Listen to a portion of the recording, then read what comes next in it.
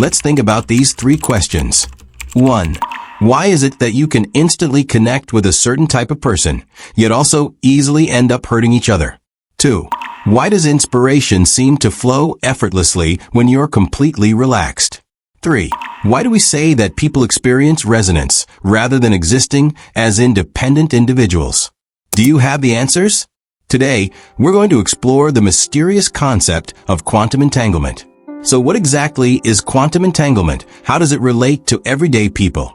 And how can understanding it help us live better lives? We'll be answering all of that shortly. What we're about to discuss isn't mysticism or motivational fluff. It's a scientific fact confirmed by the Nobel Prize in Physics, along with insights I've gathered from 5 years of research and experimentation. If you want life to be more than just passively enduring, if you want to truly engage in perception and resonance, then you need to watch until the end. Why do we often feel so in sync with someone, or find our emotions being led by theirs? Have you ever experienced this?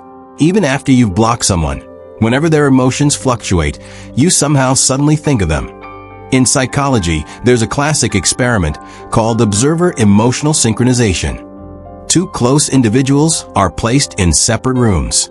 Person A is shown emotionally charged videos, ones that trigger anger or sadness, and person B's skin conductance and heart rate begin to fluctuate in sync with A's.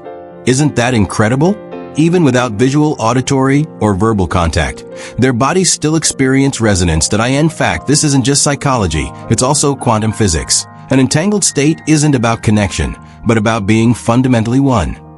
Why is that? The principle is that quantum entanglement is a type of non-local state, which means the states of 2 particles cannot be described independently. No matter how far apart they are, they still share a single unified state. It's like when you and someone else go through intense experiences of empathy, co-creation, and shared pain. Your relationship is no longer you plus me, but us. A single thought from you can trigger a ripple within them, and vice versa. So, if you often find yourself being carried away by emotions in an intimate relationship, it doesn't mean you're too sensitive. You may have truly been entangled. Learning to recognize this pattern of entanglement and consciously untangle or manage your emotions' resonance can help you break free from many recurring relationship wounds. Now, let's talk about the cognitive level. Why do I get more bursts of inspiration when I'm relaxed? Have you noticed that the harder you try to come up with copy, design something, or solve a problem, the more stuck you feel sitting in front of the computer? But when you're taking a shower, going for a walk, or letting your mind wander, inspiration often hits you like a waterfall.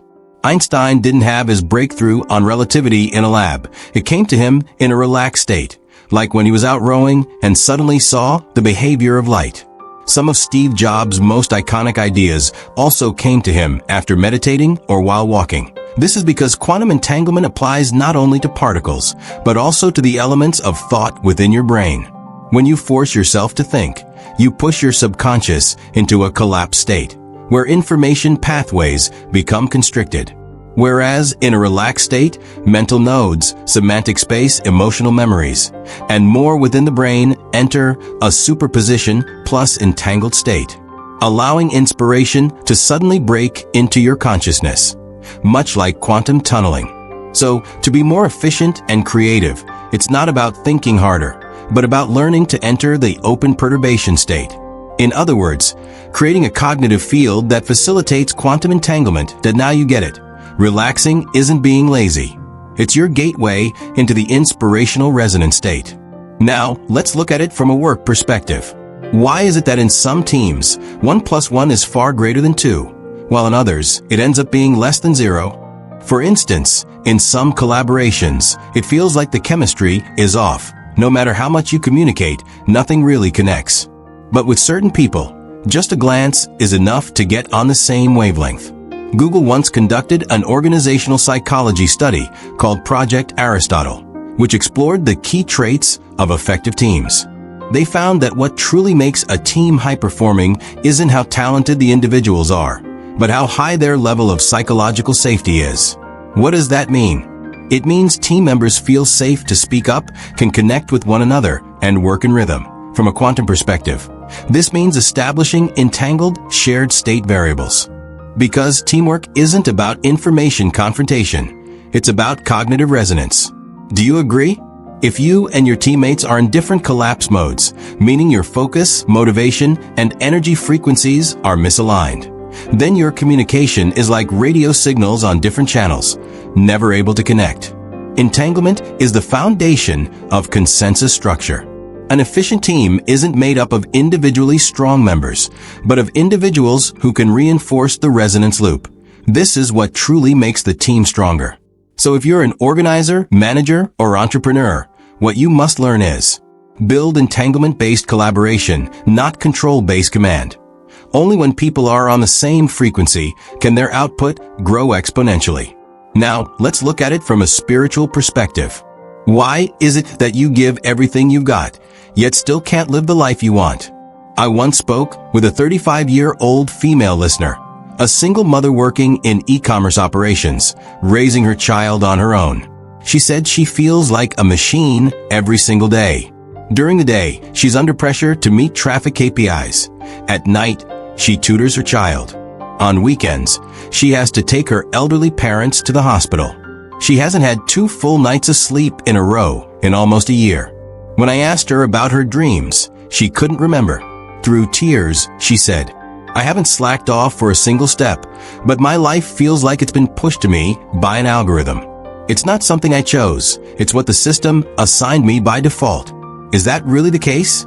Within the worldview of quantum entanglement, there's a perspective that invites us to rethink our understanding. All the energy you consistently focus on becomes the collapse factor in your reality.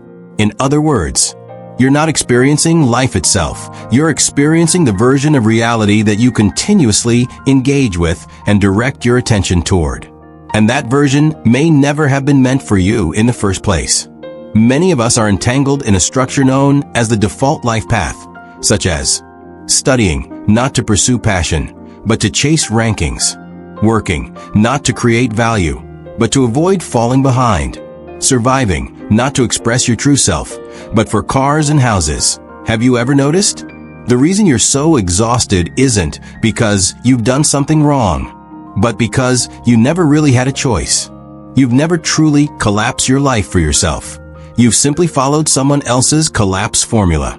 You've tangled your true self in a structure that clashes with your values and runs on a different rhythm. Your mind, emotions, and decisions keep fueling it day after day, until it becomes the inescapable reality you believe you're stuck with. This isn't failure. It's a misalignment of structure. So what's the way out? It's definitely not the empty phrase, "just think positive." 1. The first step is to recognize, I've gotten entangled in the wrong place. The sooner you realize this, the more likely you are to reclaim your energy and break free from the wrong collapse path. Step 2. Let go of the illusion that hard work alone can turn things around. It's not that hard work is bad, but you need to apply it in the right direction. Just like a quantum particle only manifests at the location aligned with the direction of observation collapse. You must focus your attention, energy, and choices on the version that resonates with your frequency. Only then will it appear. This is the essence of quantum sovereignty on a spiritual level. Now let's talk about it from a security perspective. Why will future communication, finance, and warfare all be revolutionized by entanglement? Have you heard of China's T_Micius satellite? It's not just an ordinary satellite. It's the world's first satellite system to use T_quantum entanglement for communication. The T_Micius satellite successfully achieved quantum key distribution over distances of more than 1,000 kilometers. Which means, even if someone intercepts the transmission, they can never access the encrypted content. ***, because the act of observation itself destroys the entangled state ***. This is a communication technology that offers unconditional security. Traditional encryption relies on mathematical algorithms, but future encryption will be based on the laws of physics, specifically the uncertainty principle woven into the fabric of the universe. You can't measure without causing disturbance. No cloning theorem plus non-replicability of entanglement equals absolute security. From information security and blockchain to AI ethics and national security, quantum entanglement will reshape the boundaries of privacy and trust in modern civilization. The sooner you understand it, the sooner you become a security citizen of the new era. Finally, let's look at this from the perspective of consciousness. Have you ever experienced something like this? At certain times, you're in an exceptionally good state. Everything flows smoothly. Opportunities seem to come to you effortlessly, and your mind is crystal clear. But at other times, even when you put in the same amount of effort, everything feels stuck, as if the whole world is working against you. You might think it's just a matter of luck, but in reality, it's very likely that your consciousness channel has shifted. I once coached a programmer, male, 29 years old. He was capable, proactive, and consistently hardworking, but his keyword for all of 2024 was stuck. Stuck in a promotion bottleneck. Despite contributing to the project, every opportunity remained out of reach. Stuck in interpersonal relationships. Every conversation turned confrontational. Every attempt at communication triggered conflict. Stuck in his mental state. His mind felt like it was filled with cotton every day, and he couldn't even get his fingers to type out code. He said, "I'm starting to wonder if this line of work is really right for me." But when I asked him, "What's the first thing you do every day?" he said, "I check the work WeChat group, look at competitor updates, and then dive into tasks already feeling overwhelmed." That's the issue. The moment he opens his eyes, he throws himself into a mindset of stress, competition, and constant chasing, becoming a version of himself that's entirely driven by external pressures. Consciousness isn't just some abstract concept. It can actually be understood as this. Each day, which version of you do you invest your attention, emotions, and expectations in? You have many versions of yourself. The anxious you, the confident you, the sensitive you, the tough you, the quiet you. But the version that shows up each day is the one you feed the most, the one you focus on the most. This is the true meaning of consciousness collapses reality. Who you are determines how you filter the external world, which in turn shapes the opportunities you notice, the actions you choose, and ultimately, the kind of life you live. Reality doesn't form all at once in a direct way. It's indirectly collapsed through points of conscious choice. This isn't metaphysics. It's a fact well supported by cognitive science, behavioral psychology, and neuroplasticity. If you're anxious, you'll focus only on risks, and every opportunity will look like a potential failure, which leads to hesitation or procrastination, and reality collapse into you accomplished nothing. Here's how you can shift your consciousness. You believe in possibilities, you focus more on giving it a try, you engage with more people and actions, the world opens up to you, reality collapse into you took action, and the world changed. Let's use an interesting example to illustrate. Two people are facing an empty seat. A thinks, who am I to sit among these people? Staying in the corner, unnoticed, no opportunities. B thinks, I have the ability to bring value to, sit down. Engage in conversation, connect, gain resources. See? Same environment, different versions of reality. What separates you from your ideal life isn't bad luck, but the frequency channel of your consciousness.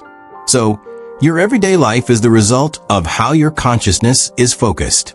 The more awakened you become, the less you remain a spectator or actor on the wrong frequency channel.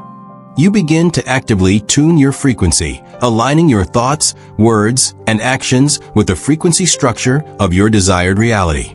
That is your true sovereignty over your destiny. Change the channel, and your life changes. So, we return to the original question. What does quantum entanglement have to do with you? As you've seen, it's not some distant scientific or metaphysical concept. It's present in your every thought, every intention, in how you sit, walk, and move through life. It reminds us, you are not an isolated being, but an interwoven existence, awakened by the universe's resonance. You are not merely observing the world. The world is collapsing into the form your consciousness brings into being, together with you. As Jung once said, until you make the unconscious conscious, it will direct your life, and you will call it fate. Quantum entanglement is the invisible yet real bridge connecting you to your subconscious, to others, and to the universe.